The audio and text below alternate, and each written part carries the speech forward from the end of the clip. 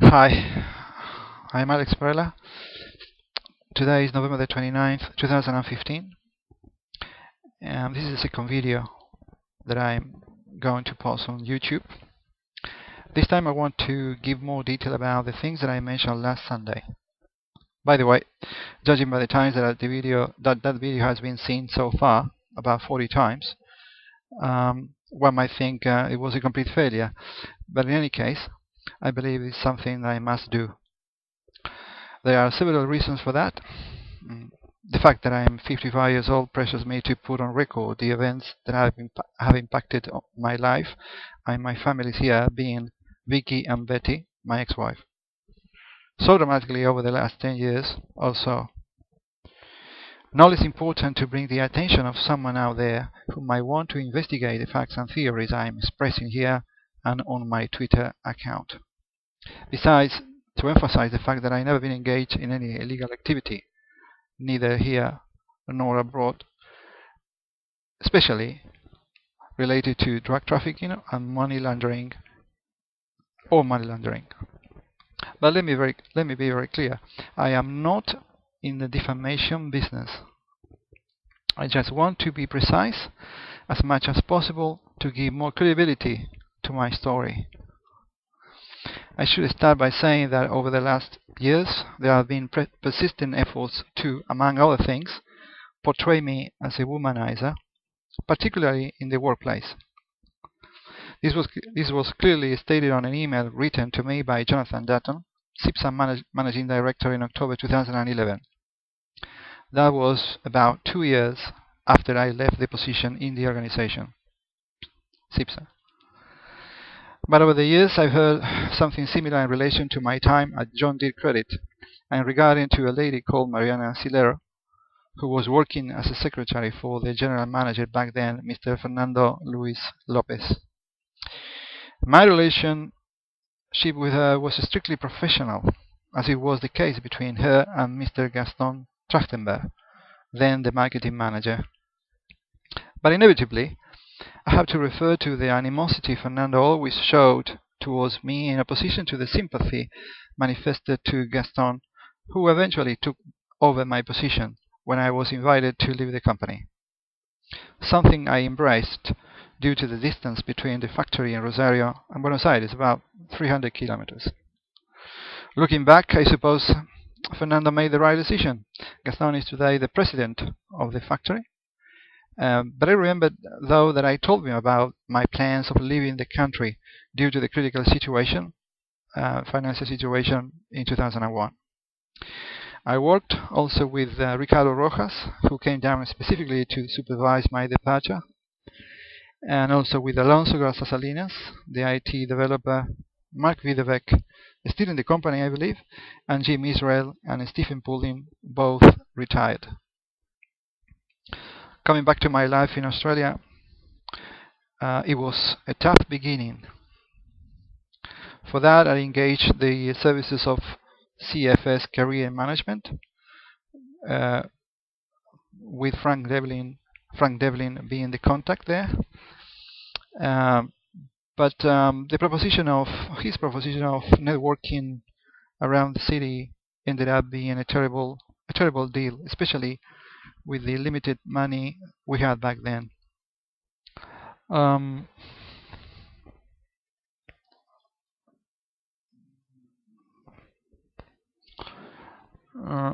Finally, it was offered a job by Lance Fitzgibbon, a consultant of Max Employment in Moorabbin. It was a role as office manager in a workshop, McNamara Differentials, owned by Jeff McNamara. We were all men working there back then, so no problems there. At the time, we met Simon Reeves and Purdy Rollinson at Peninsula Skating Club, where Vicky resumed her skating training sessions from the ones that she was taking back in Buenos Aires. At the same time, I started to attend to a gym in Hampton called Trackside, where I met my first personal trainer, um, a guy called Craig from New Zealand. A very nice guy who related we behaving a bit strange, but that's becoming something quite normal for me. At the same time, socializing with Argentinian friends with whom I lost contact totally. I'm talking about Carlos and Rita Bright, Mario Blissman and wife, who helped us a lot to settle down here. The same with Franklin Orieta and family with whom we visited each other very often. Later on with Monica and Claudio, who I offered my job at Marketing Director Australia when I left, being him unemployed. Curiously enough, he was not interested at all. I wonder if he knew something back then. Eduardo Alcaraz and family, Horacio Hag and family, Gabriela Lefebvre, Diana and David Ehrlich. Special mention to Carlos Malament, who came to my house many times as we visited him and wife when she later arrived. I lost contact with him ever since. I think he's back in Argentina. In June 2005, a job as senior bookkeeper was offered at Marketing Director Australia through Michelle Symes, a Hayes consultant. The MD managing director was Joe Pesce and his partner Albert de Paris. I also worked with Carl Bigold, Michael Herman and Tariq Nebi. I think now they all knew back then more about me than they were willing to admit. Something that will happen invariably in every job and job interview ever since to this date. During that time, there were problems with a young girl called Chloe Liu, who I hired as a receptionist. She had some sort of fixation with me and ended up leaving the company. Her replacement, Sarah, was pretty much repeating similar behavior until I left the company. My position, then offered and rejected by Claudio, as I said before, was offered by me to a guy called Victor Nieto. Strange character who contacts me rarely, but only to give me some sort of indicators or warnings, like he did back in late 2012. The same can be said about Rod Ranko, AMP broker, as well. The on and off relationship that I never understood. When I resigned from MDA, was to take a position as finance manager at Spring Gas. Giuseppe Boemo was the MD back then. It was through Carmichael Fisher, and Beck Canovale was the consultant involved. That ended up being in a completely different position as what was described initially.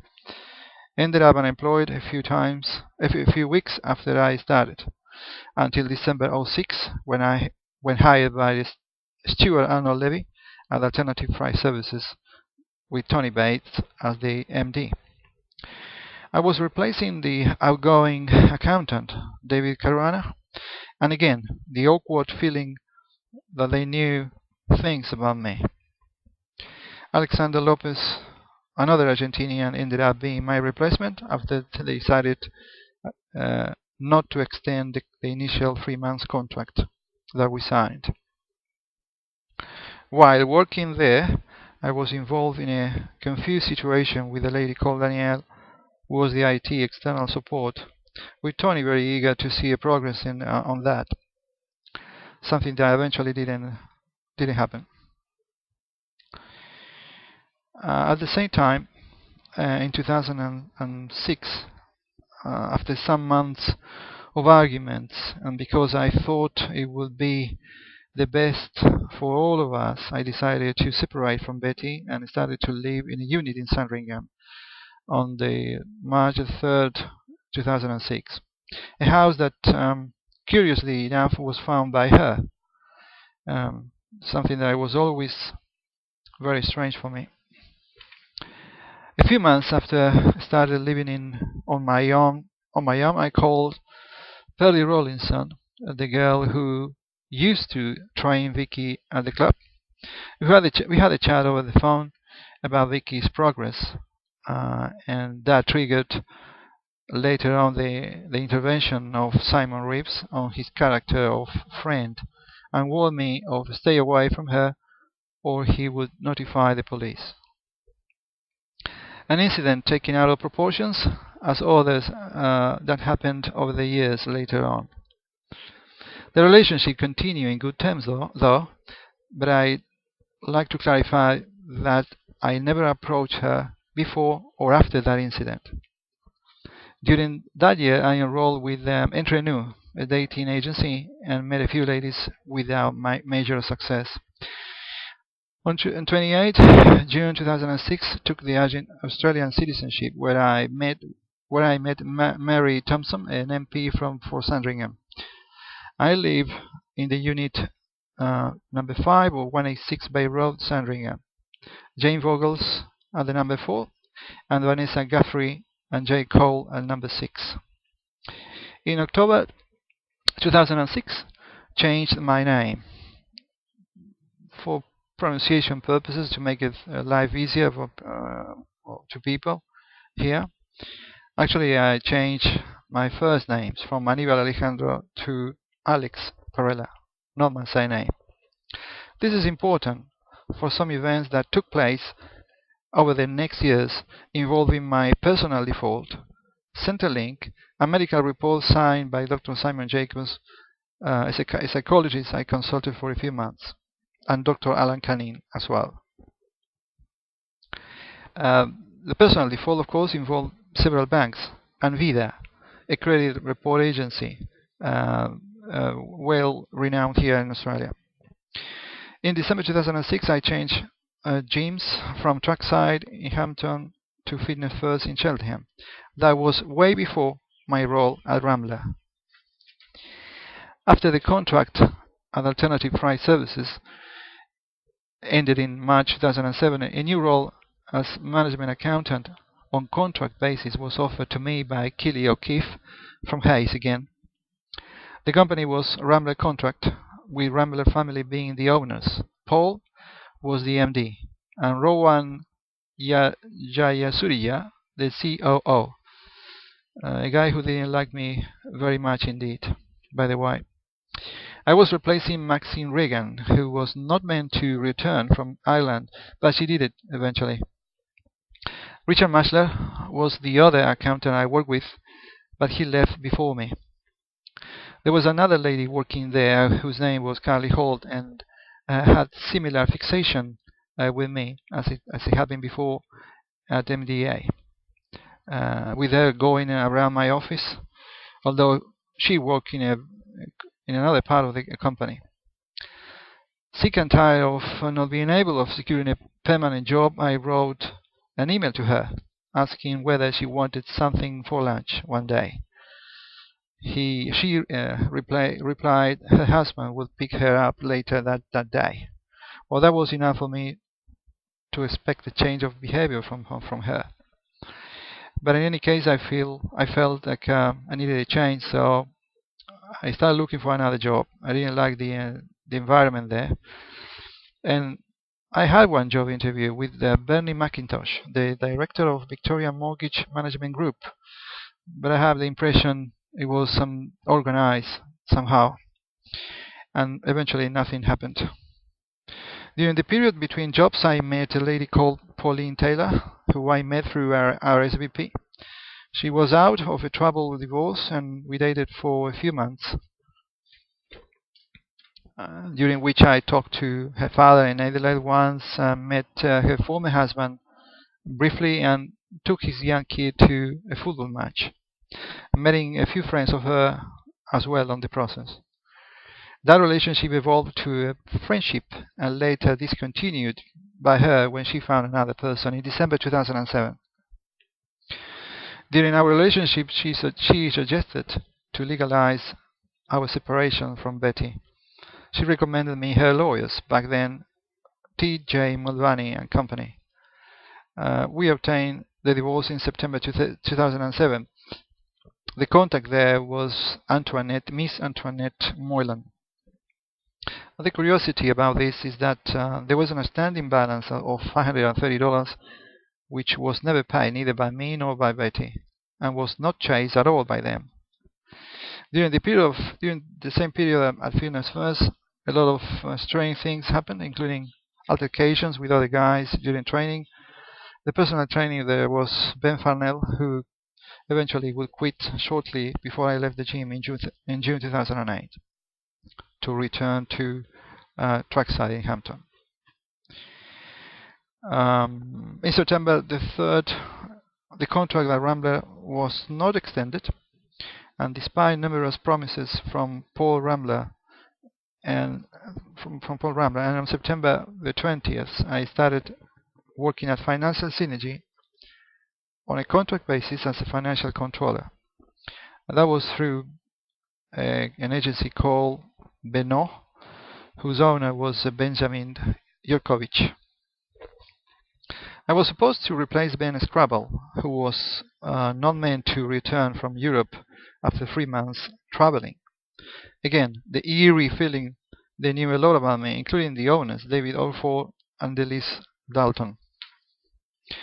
The thing is that despite previous promises, Stan returned from Europe, and I became again unemployed at the end of 2007. That was until February 2008, when through Cheryl Taylor from the agency Accountancy Options, I was offered the role of company accountant at Supported Housing Limited. I worked there with Michael Lennon as MD and Hallie O'May as my direct supervisor. Again, was clear they knew a lot about my life, especially a woman called Ying Yung Liu, who, following a suggestion from the organization, I reported for harassment to the police. That was pretty much the same kind of behavior that I experienced before, pretty much. The contract ended in April. The contract ended, and Benjamin found another role for me at Handy Hire Trailers in Dandenong, where I worked with Daryl Foster as my boss and David Rutledge as MD. It did not end well with me becoming unemployed again at the end of May 2008. On June 16, 2008, I started at SIPS Australia, working on a maternity leave contract replacing Tracy G, with Jonathan Dutton as MD and Simon Sperring as CEO. Again, everybody seemed to know a lot about me. I worked there with Angelina Perez, Edward Reyna, Leah Blamos, Madeleine Cornides, Christina Aristidou, Karina Sbaraglia, Karen Gonsalves, Raylene Woods, and Monique Di Paola. With her, I had a very unpleasant episode after she told Jonathan that I did something wrong, and that was going for a coffee to a place nearby. We returned very quickly that day to the office, but I never said or did anything inappropriate or offensive to her. JD instead took the opportunity to make a huge scandal out of nothing, saying she felt spooked. There was a fabrication orchestrated, perhaps with the help of others in the office. And maybe Monique as well. After that episode, I felt uncomfortable with the whole situation, facing resistance from his part to deal with another situation involving the misuse of corporate credit card by another manager called Tamara Reynolds. By the way, I learned over the years through Karen that she made false accusations against me of approaching her. All of what I was trying to do was my job, actually. I left the company at the end of April 2009. The consequences of all that happened during those months that were exposed on an email dated in April 2011. I remember that I kept applying for jobs without any kind of result. On that email on October 2011, Jonathan, said that after I requested him a change in the wording of a written job reference I never asked, actually, he said that I stole money from the company through wrong calculation of annual leave, around $1,800, something I disputed, that I did gentleman approaches which were completely false, And more unbelievable, alleging I did not have the qualification to work as an accountant in Australia. Well, by the way, I immigrated as an accountant, a skilled migrant, and obtained the CPA membership in 2006, way before I started at that company. More importantly, in our first meeting, he seemed very familiar with my background. He referred to the Falklands as Malvinas and did not ask anything about my qualifications, assuming I had them. Or perhaps he knew a lot about me, as the rest before him. At the gym and trackside, in June 2008, I hired Emma Suodomnik as personal trainer. Everything seemed fine until she suddenly decided not to train me anymore, without giving me any sort of explanation. Well, I accepted that decision. It felt a bit strange, but shortly afterwards I started to notice the strange behavior of people seemingly upset with me again. By the way, I didn't tell her anything inappropriate at all. Changed to another PT, personal trainer. His name was James Perona, who would train me ever since until few weeks before my eviction from the house that I was living. Oddly enough, he seemed to know more, not only about my life, but also what was happening at work. The corporate credit card, for example, the corporate credit card affair with Tamara, for example. He knew something about it. How? I don't know. I don't know to this date what Emma and the rest of people who came across in my life during those awful years have been up to, but I hoped the rewards they have received have been satisfactory. Me instead, I lost my job, my car, I was evicted from my house, process efficiently conducted by Raylene Ralph from the Moore Real Estate Company in Brighton, and I've been sharing rooms with people mostly with addictions since 25th of November 2009 until now. But more importantly, the fact that I was isolated from Vicky, Betty, and the rest of family abroad is the worst part of all.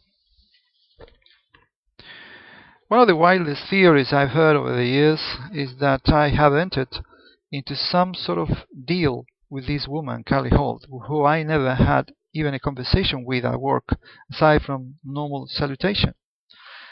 A deal by which I am expecting an important sum of money in exchange of having this terrible life. Well, firstly, I would never enter into any agreement with anybody which would imply not seeing my daughter for more than 6.5 years now. That is absolutely ridiculous, whatever the money involved. In regards to Betty, I always respected her decisions, but my theory is that she and Vicky later on were threatened or manipulated to make decisions to this date, and at least since 2004 onwards. The main goal was to separate us, and although it's also true that we have had problems during our 15 years of marriage, and I was the one who made a decision of the separation.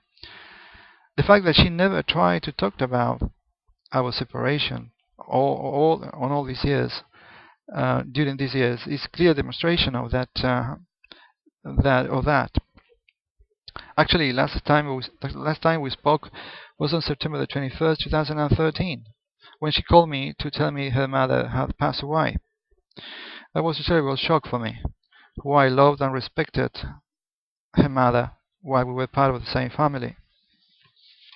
And I never had the opportunity to say goodbye, simply like that, to her. Let's mention two more erratic behaviors. Our Lady of the Sacred Heart was the secondary school of Vicky, and they didn't show a very Christian attitude towards our fragile financial situation when I became unemployed in May 2009, to be honest.